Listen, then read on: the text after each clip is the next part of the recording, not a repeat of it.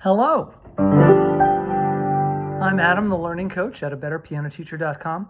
One of the things I discovered was that music notation is actually movement notation, and I never get tired of telling my students this, because once you understand it, it's extremely useful in a lot of unexpected ways.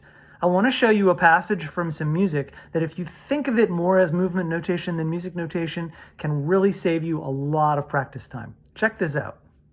This passage here is not hard to play.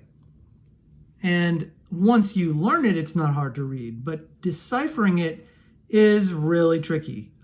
It makes my eyes cross. I'm a very good reader. I read string quartets, straight from the score.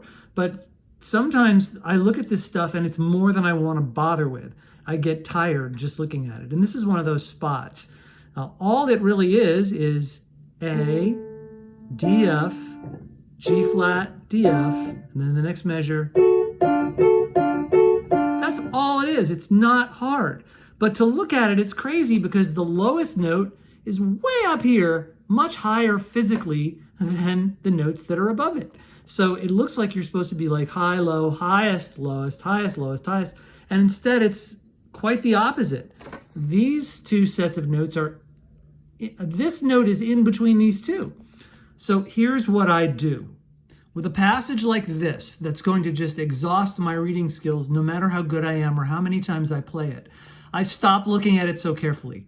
Instead of thinking of it as a series of movement instructions, I think of it as one big movement instruction. I memorize this little tiny passage and think of it when I get to this place. When I see this mess, I play this. That's what I do. So that it's kind of a new kind of bigger movement notation. It still follows the rules. It tells me what to do and how to move, but I don't get caught up in the awkwardness of the notation. There are other examples of places where music notation is awkward to look at, and it's much more helpful to think of it as movement notation, and I'll be talking to you about that in later videos. If you have questions about what I just said, if it blows your mind, contact me at abetterpianoteacher.com. I am Adam Cole, and I'm always trying to be a better piano teacher.